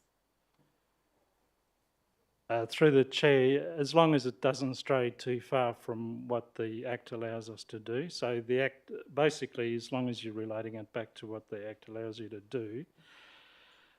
What I will say though is the only city, the only local government rather that we're aware of that attempted to have a blanket curfew or containment on cats was town of Kwinana, and they've actually taken that out in the second iteration of theirs. So in the original draft, they tried to do exactly that. Went out for public comment, came back, and then I noticed that they've actually taken it out in the second go round. So. But there are some cities, some local governments that have got that successfully. In WA? Yep. The only one we're aware of, council, is town of Kwinana, but I'm happy to take that on board if there's others that we're not aware of, but we've canvassed the sector quite comprehensively. I know Coburn attempted it as well, but Kwinana was the only one that we're aware of that actually put it in the first reading of their local law and then took it out again. So this is the second one, and then if we don't put this in now, we will have to wait another 8 years before we submit. Just through the chair, that's not necessarily the case. You can review local laws at any time. The statutory cycle is currently 8 years, but for case in point, we only did it in 2016. So we could actually put it up again next year. Obviously, it has to go through the full process. So we could put this in now if we wished. You could, but at the end of the day, I guess what we're trying to do is achieve something that suits with the community as well. So, but that's for council, obviously, sure. Thank you very much. Thank you. Councillor Peterson-Pick? Councillor Palmer, do you mind? Thanks. Just a few questions. The first one is going back to the question before about the permit. So on page 149, clause 3.7 conditions in the local law 1B talks about each cat so it relates to a permit, and each cat shall be contained on the premises unless under the effective control of a person. So this question that I'm raising was raised in one of the written deputations that we have received. So the question is why there is a difference between how we're going to deal with cats under a permit and how we deal with cats, normal registered cats. So why there is an issue here? I want to understand why when someone has 3 cats, they all need to be confined, and if somebody has only 1 cat, they don't need to be confined. So why we have, should I look at? I don't know. Go to the manager. Why there is a difference? Yeah, through the chair. Without knowing what the background was prior to the 2016 local law, it's our understanding that the permits were required for the excess cats only. All cats at the age of 6 months need to be registered. That's every cat, irrespective. But the permit under our local law only comes into play when they apply for an excess amount of cats. And my understanding is that the intent behind that, or the reason behind that, was to enable regulation of catteries, so people breeding cats. So it was a way of, I guess, regulating the activities of those people. Okay. My other question relates to clause 2.2, cats in places that are not public. So is this a new offence that we are adding here? Or did we have that one before in the previous local law? And I probably can quickly look by myself. But yeah, no, this one is a new offence that's being added. Yeah. So can we get a bit more information about that? So from what I read and understand is that cats will not be able to go on any other private property. And if that occurs, that's an offence of the owner of that cat. Is this correct? That's the case, but it's reliant on the person, the property owner, making a complaint. So I may be quite happy having cats belonging to other people in my property, in which case I don't have a problem with it, so I don't make a complaint, there's no offence. However, if I'm a person that doesn't like having a cat on my property, then it's similar to trespassing. If I'm on somebody's property without permission and they wish to make a complaint, then we can take action. So when we talk about an offence, what does that mean? So I saw $250. Is this the maximum penalty for this offence? That's correct, yes. And that... Well, that's the infringement penalty, so that's the modified penalty amount. Okay. So, and that's how all offences are dealt with, by way of infringement. Yep. However, if the person elected for the matter to go to court, then the magistrate can impose a fine of up to $5,000. Okay. So in other words, 2.2 is actually saying that cats should not be out of the properties. This is actually what it says in other words. Because if we are saying there is an offence for a cat to be on someone else's property, it means that the expectations from now on from the city is that cats should be confined to the owner's property.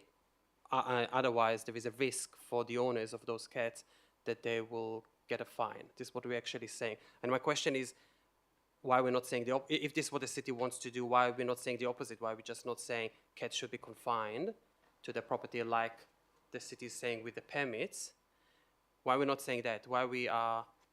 Because this is what it actually means, right? Am I correct? This is what we mean. We're saying cats should not be out of the property anymore. But only in the circumstance where it's in a private property, and only in the circumstance where the owner of that private property does not consent to the cat being there. So it's not all cats or blanket, it's only in those circumstances. There is a complaint. Yeah. So there is a risk. So that means that there is a risk now to property owners who let their cats go outside, that they might get a fine if somebody complains. This is what we're saying. Well, I mean, it's not what we're saying, but that's certainly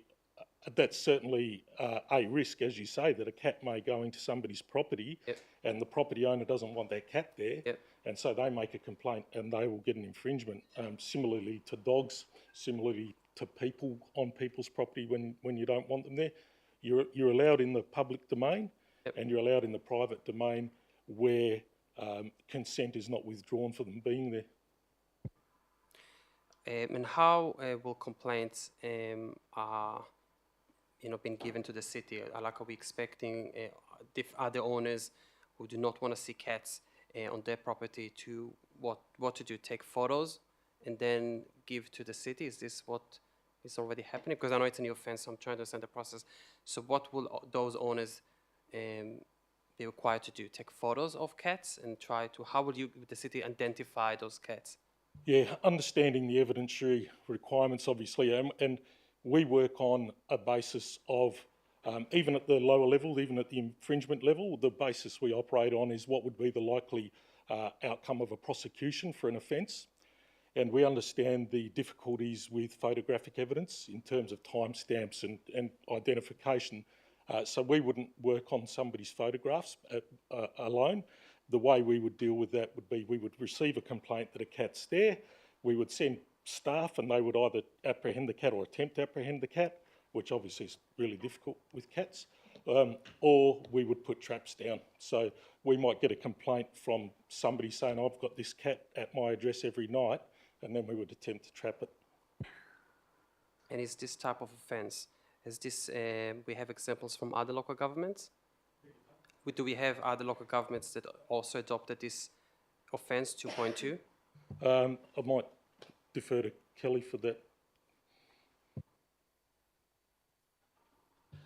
Just through the chair, that's consistent with what other local governments are doing. So that's why we're introducing that one. So essentially, as Simon said, it's really only triggered when that person lodges a complaint. The rangers would then issue a notice. That owner's got 28 days to rectify it. If it's not rectified, I think that's how it works. Isn't it? But so do we have other local governments? So I missed the beginning of the response. It's consistent with what other local governments So we do have other got. local governments in WA that they have the same provision. We're comfortable that that is enforceable, which is essentially having some degree of manageable control for the rangers to enforce. So basically, as Simon said, if the cat goes into somebody's yard and they don't complain, there's nothing further done. If that person lodges a complaint, then they just go through the normal process of trapping and so forth. So, but our research indicates that that's consistent and that will pass through the parliamentary process, if that's what council wishes. Just another question, if I can. So with regards to clause 2.2 and 2.3, those two offences, so what happens to the cats? Those violating cats that are being found in prohibited areas or on someone else's property and are being trapped. What happens to, is there word destruction mentioned in the local law? What has been proposed? Yeah, the process would be, and I guess going back one step to one of your, the earlier question too, we take a graduated approach to the enforcement as well, as you know. So when we talk about an infringement, it's not necessary that an infringement would be issued. We may, use discretion and educate the person if they're not educated. We may issue a formal warning, or we may issue the infringement. In terms of what happens to the actual cat, so if the cat is a registered cat, and all cats are required to be registered and sterilised and microchipped by 6 months, if we're able to capture the cat and identify it via the microchip, then we will return it to the owner, and that's when we'll take that graduated approach to our enforcement. And if we're unable to identify the cat, if it's an unowned a cat that's not owned or a feral animal, then without a microchip and unable to be identified, we have an arrangement with Cat Haven that Cat Haven take all our cats that are unowned, and they take them and assess them and look at their suitability for rehoming. So so Cat Haven, are they looking for someone else to adopt the cats, but they're not, no one kills the cats? I just want to confirm that, because I did have a resident asking me about this specific. They understood this as the cats will be, killed or whatever. So nothing from those clauses are going to lead to cats being put down. Is this what you're confirming? There is a legislative ability for cats to be destroyed. And once we relinquish, I guess, ownership of them to Cat Haven. Cat Haven's an organisation that doesn't want to kill any animals. They're an animal welfare organisation, so the last thing they want to do is have an animal killed. And I can't think of any circumstances, in the 3 years that I've been here, I can't think of a circumstance where we've provided Cat Haven with an animal that's been destroyed. I can say, just in relation to that, when we do provide a cat to Cat Haven, if it's one that's not got ownership, we make sure they don't rehome it back in Bayswater, so it'll be rehomed in a different district as well. Thank you very much. Any other questions on this item? Thank you. Sorry, Councillor Johnson. Yeah, I do. So, is there a way that we can? So it seems like there's a category for cats that have got permits and cats that are registered. Is there a way that we can align those conditions? Is it necessary for them to be treated separately? Yeah, there's a statewide requirement for every cat that reaches 6 months of age to be registered. That's under the Cat Act. So it's a state legislated mandate that must occur. Then obviously you have the local law, which complements the state legislation, and the local laws are the laws that are put in place,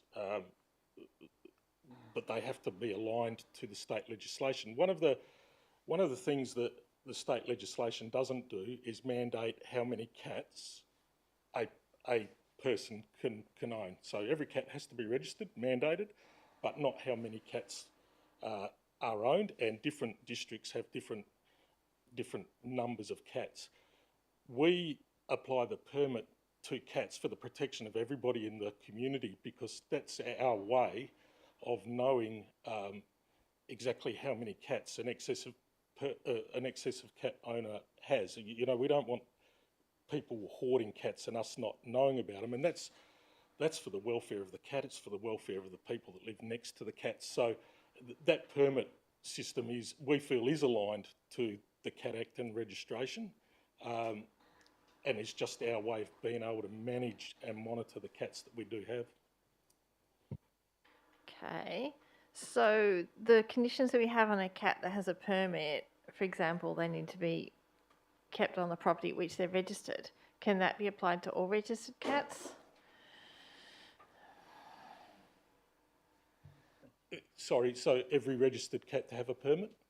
Well, I don't know what the mechanism would be. We would say that that's probably not necessary, because every cat is registered now, so every person has to apply for a registration for a cat. So essentially, I guess that's maybe the same. I'm just wondering if we can't ask that registered cats be kept on the property that they're registered on. Well, I guess that's an option, and I guess that depends on what the outcome of the decision is. At the moment, the local law and the Cat Act, neither of them mandate that a cat must remain on the property.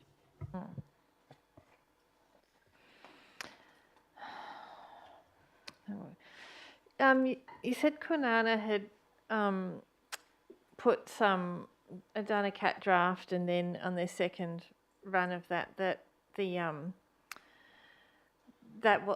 clause about containment wasn't included in that, but that hasn't gone to the Joint Standing Committee on Delegated Legislation, has it?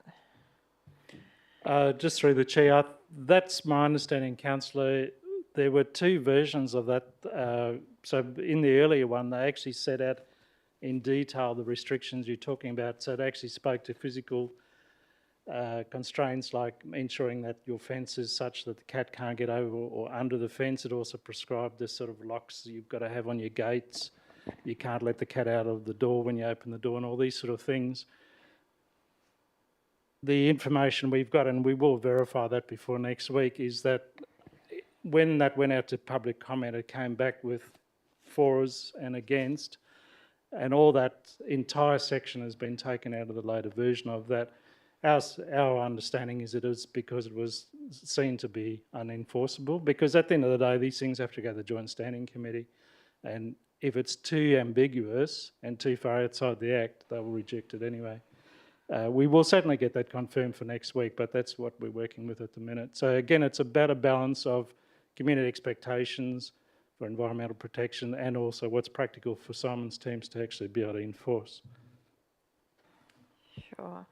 Can I ask if a nuisance cat could be defined as any cat that was outside of the property in which it was registered?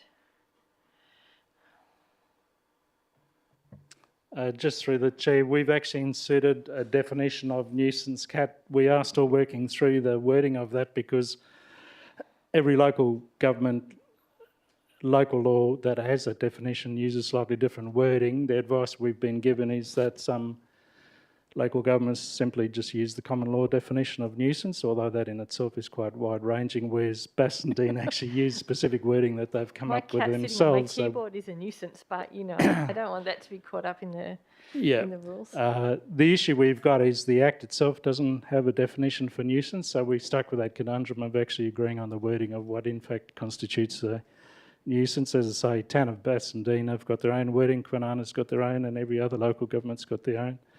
One of the particular challenges with this work is very few local governments relative to the entire sector actually have local laws in this space. But certainly to answer your question, we've attempted to provide a definition in there, which is what we didn't have before, so at least the enforcement folks have got something more to work with. One more question. Thank you. My last, I promise. I can see some eye rolling. Can the cat law be more like the dog law, that you could have cats in public on a leash?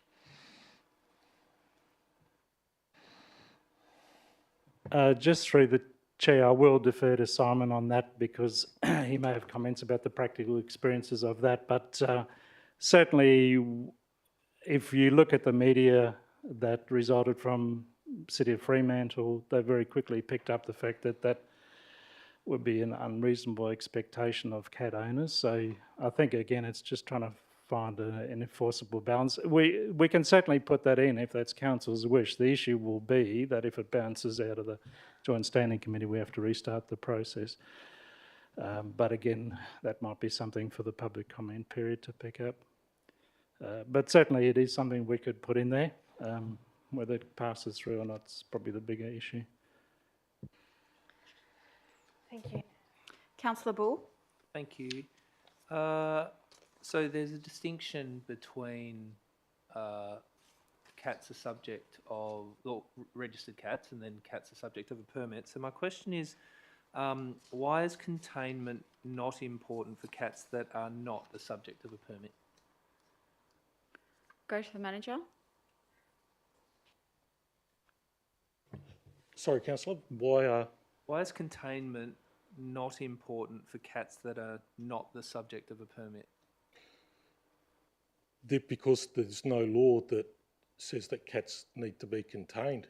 I think the intent of this is uncontrolled cats, and I think there is an onus on owners to contain their cats.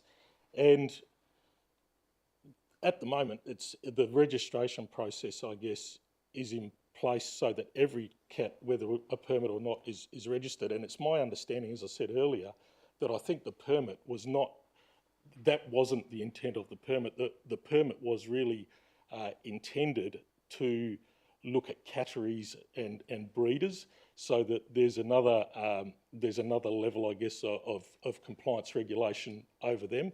As I say, I haven't confirmed that. However, that's my understanding from conversations I've had, that was the intent. Yep. Okay. So then my other question is, I'm interested to understand how the city has got comfortable that requiring containment for cats the subject of a permit will be acceptable to the Joint Standing Committee.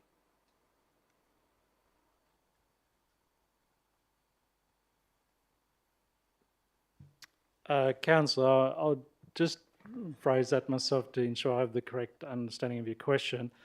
I err with Simon that the intention of the cat permit system and the whole containment thing are tied so it's to catteries, so you don't have people with 6 cats essentially roaming the street. So the requirement for containment and permit are really co-joined as far as I understand it.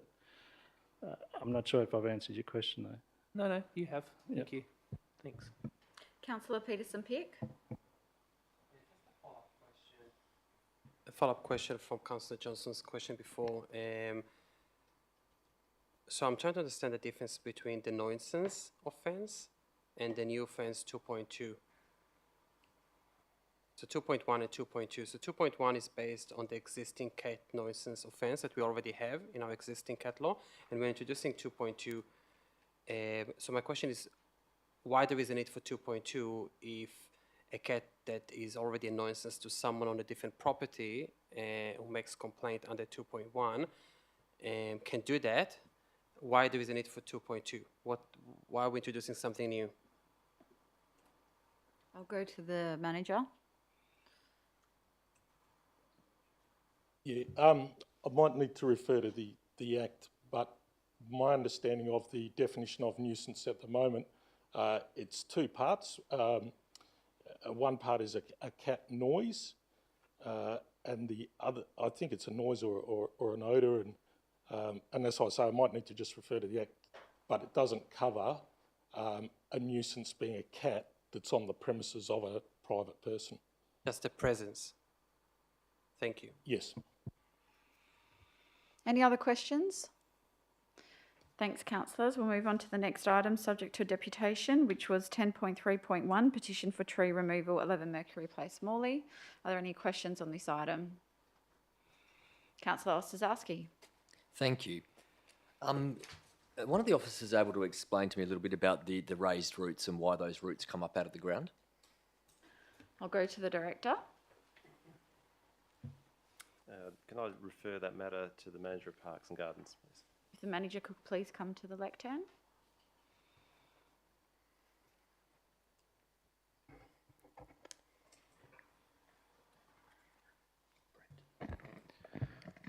Yes, I'll take my mask off, thanks. Through the chair. Generally, it's to do with the species of the tree. Some are more susceptible to growing surface roots than others, and it's also, I suppose, accentuated by compaction as well. That can also bring roots to the surface. It also can be the soil quality as well. So there's a number of factors that could influence that, but it's also to do with the maturity of the tree as well. Yeah. Does water or access to water, or dropping of rain, or does that impact? So water not getting into the ground properly, does that? It could. Do hard surfaces surrounding a tree, because I see the tree here on page 216 is surrounded by hard surface road, hard surface driveway, hard surface house, and then on the other side where it's adjacent to the next property, it's not hard surface and the grass is all green. So I'm just wondering, do hard surfaces around a tree have an impact on its ability to suck up water? It is possible. It's nature's way of responding to the environment it's growing in, and to pinpoint it to one specific or two specific factors is quite difficult. We're just seeing the result of how the tree is actually responding to where it's growing. So yes, that could be putting pressure on it. Tree roots do find their way under roads, as you know, in search of water, but generally the expectation is most of the larger roots will go down deeper. It's more the feeder roots and that you will see, and buttress roots that you will see on the surface. The canopy of the tree on page 216 is quite big in this recent photo. I've gone and had a look at the tree in the last couple of days as well. And in page, I think it's 223 of the report, we can see the tree from a couple of years ago from a Google image, and the tree has a much smaller canopy, and the grass and underneath the tree looks great, and there's no roots coming out. So I suppose I'm making a statement. I guess I'll ask the question again. Does the canopy size prevent the amount of water getting to the roots of the tree, or the amount of light getting underneath the canopy? Does that impact It does the roots impact or the that. grass? It does. But having said that, I was walking a street today where there was mature Agonis trees and they did have lawns growing under them. It just depends on the species of lawn that you're growing and the amount of care that you put into it. Obviously, under a canopy like that, it's going to require a significant amount more care than some of the other lawns on that street where there is no shade. Yeah, it's...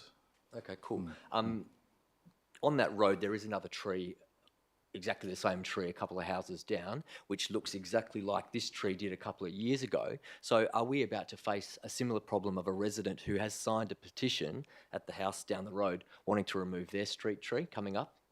I believe so. They've already asked that question. There you go. Okay. Just probably to further elaborate on that one, that resident in the past has pruned their tree into more of a topiary shape. And recently they were issued a notice not to do that. So they have let it grow a little bit. So that's probably what you've seen. I went and looked at that tree myself and it has grown out significantly since they've stopped pruning it. What's the preference of the city to keep the tree or to remove the tree? Preference would be to keep it, but if it's pruned to the point where it doesn't provide much value, then our preference would be to remove it and replace with something more suitable. Is the city happy to prune these types of trees? If the resident, I know the deputy tonight wasn't too keen on the pruning option, but if that was what council wanted, is that something that the city would be happy to do? Yeah, I think that's identified in the options provided.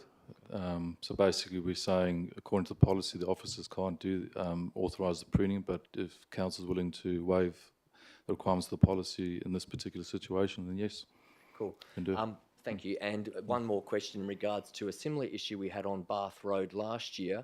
I think it was number 33 Bath Road, where the ratepayer or the resident had 2 trees on their verge and had a similar issue, and they were offered mulch by the city, I believe. And I have not seen mulch on the, mulch hasn't been put in. So I guess a question to the city, did that ratepayer or resident like the idea of mulch being offered as a solution? They rejected that offer. Okay, cool. Thank you. Deputy Mayor?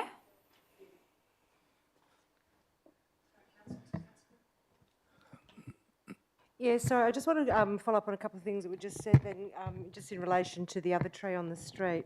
Can I just get clarification? Because it's my understanding that this guy's been looking after and pruning this tree for 26 years. I haven't heard talk about it wanting to be removed, but I understand he was also issued last year with a fine for an infringement fine for $500, not just a warning. To my understanding, I think it was a notice advising them to cease, and if they didn't, then it would become it would be upgraded to an infringement. Okay. My understanding was he was actually given a we fine. could take that on notice. Thank you. Councillor Peterson-Peark? Yeah, just a general question, and I'm happy to take it obviously on notice. How are we doing with meeting our canopy targets? Do we have a figure? Does the city has a figure where we are at the moment? I think I believe the figure from the latest pickup was just over 14%, I believe, 14.2. I think that it didn't capture some of the latest vegetation that was removed through all the Tonkin works being currently undertaken. It did capture most of it, but not all of it. So I would educated estimate would probably be around the 14% then. Yeah. 14? Yeah. And the target, can you remind us? 20%. Yeah. Are we able to get an accurate canopy target at some point? It's not urgent for next week, but at some point getting an accurate... As it currently stands? Yes. The data that At the general request. Yeah, the data that we currently have is 14.2%. Where to? Yeah. Thank you. Any other questions? Thank you. I'll move on to the next item. We received a written deputation in relation to item 10.3.4, request for tree removal, 36 Edward Street, Bedford. Are there any questions on this item?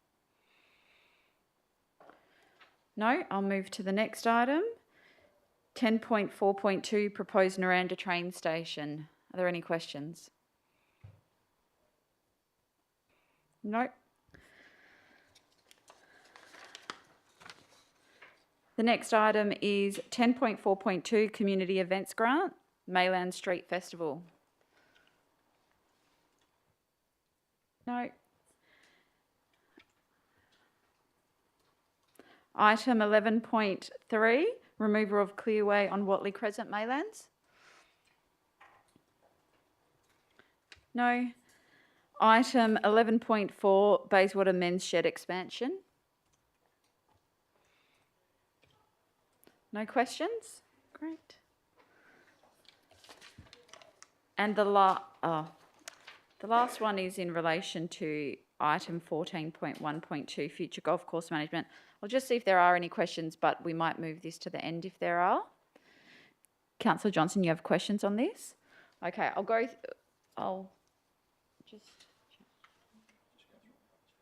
through the rest of the agenda and we'll come back to that one. So I'll now move on to items that councillors have advised in advance that they would like to ask questions on. And the first one is 10.2.5, the 21-22 statutory mid-year budget review. Councillor Johnson.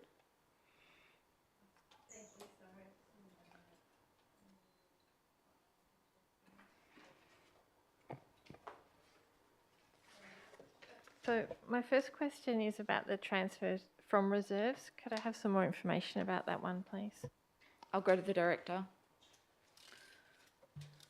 Through the chair, you're referring to the table number 1, so that's purely the accounting entry to allow for Maylands Waterlands to use the Caterloo public open space. It's taking the money from that trust account, putting into the reserve and then taking it out of the reserve.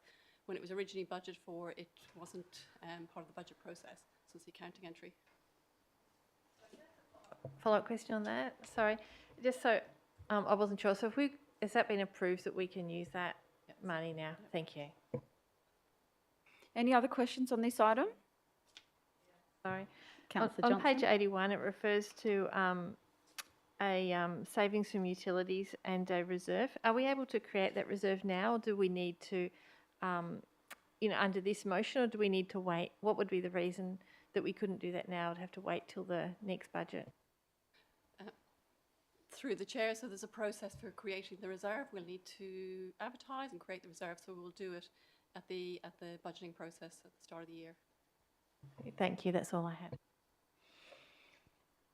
Okay, we'll move to the next one, which is item 10.2.6, additional carry forwards 2020-21. Councillor Johnson.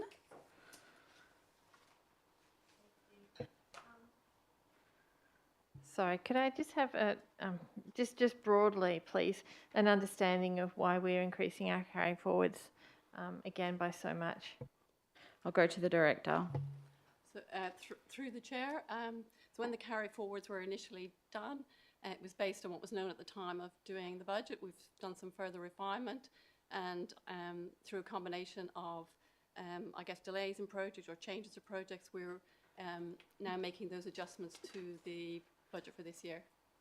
So it's a normal process that we do at the end of the year when we have the final figures in for the prior year. So what are the kind of factors that are influencing the carry forwards? We've heard previously on projects that there's been labour shortages or material shortages. I'm just trying to understand what's happened. Go to the director.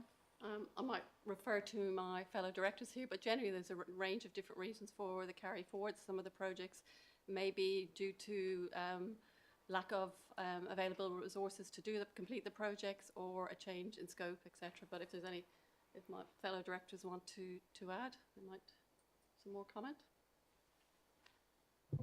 Yeah, through the chair, it could be other items such as just delays in approvals and things like that may delay the project and can't get the project completed on time by the end of the financial year. Yeah, through the chair, just to add to that, as councillors will recall, there was a significantly larger capital budget last year associated with COVID recovery and some of the funding we got as well. And some of that funding we didn't receive notification of until fairly late as well. So all of those factors and the other ones pointed out led to the need to carry forward those funds. Can I ask a follow-up question? Thank you for that. So there's an adjustment as well to the financial assistance grants. I'm just wondering if the non-completion of any of these projects will result in grant funding having to be handed back. I'll go to the director.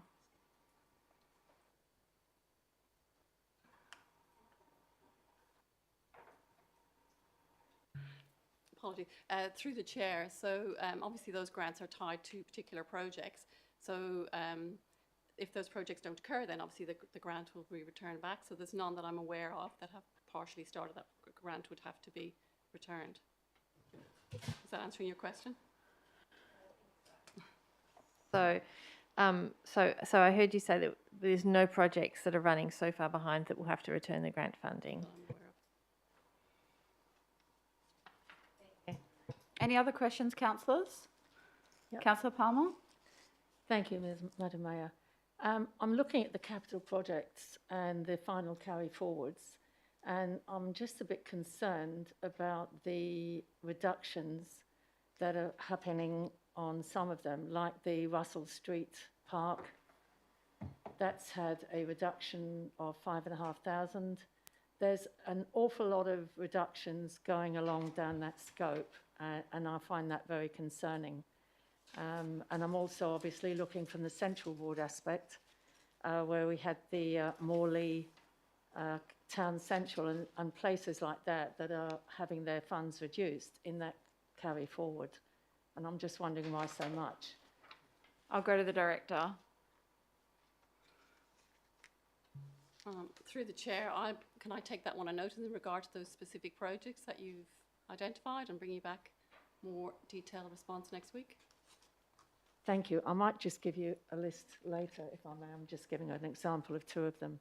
But I am concerned about the amount by the time the two columns have gone through. Thank you.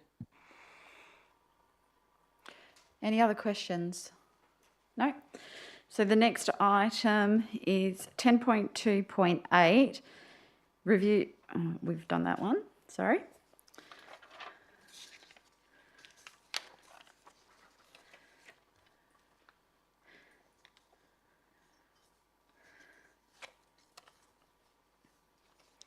The next one I've been advised is for item 11.1, review of city-led community events and activities. Councillor Peterson-Pick.